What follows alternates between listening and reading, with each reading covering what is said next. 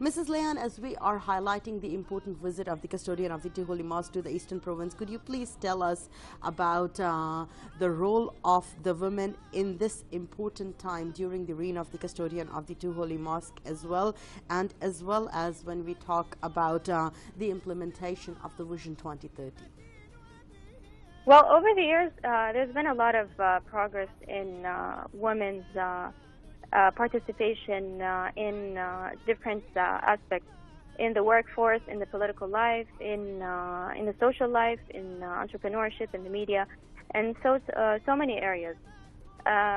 During the reign of the custodian of the Two Holy Mosques, King Salman bin Abdulaziz Al Saud, there's been some major milestones during this year. Well, this year's major event was the women's participation in the municipal elections, among different major news. There's also been a keenness on increasing women's participation in the labor force, promoting women's empowerment in the workforce in the Vision 2030. Indeed, Mrs. Layan. And Mrs. Layan, as we speak about females in the Kingdom of Saudi Arabia taking center stage, and at the same time we get to see females in large numbers joining the workforces in the public as well as in the private sector, you being a female in the kingdom, how it is that you witness this kind of support which is being given and granted to the females from the leadership? I think there's been major support and increasing encouragement for women to enter different sectors. Traditionally, it's been that the women opt for education or healthcare specialties. Right now, there's actually been, and according to the latest report, 52% of university students are females, and many of them are exploring different fields, different specialties, different degrees, and they're pursuing their higher education degrees.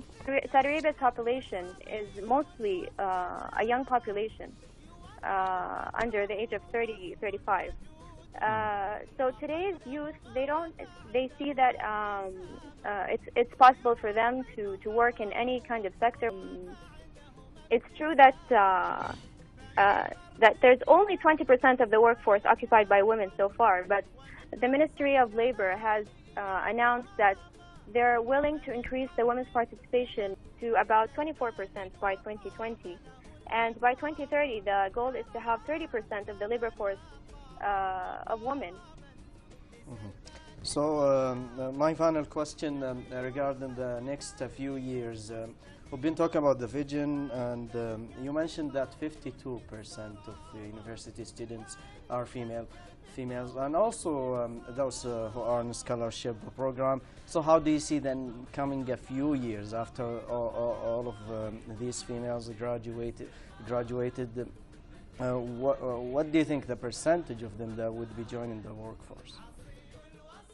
Like I said, in the coming years, it's probably going to be around 30% if the Ministry of Labor accomplishes its several initiatives.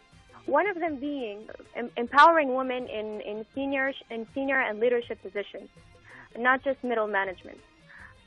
So many of them are coming back from abroad or even graduating from local universities.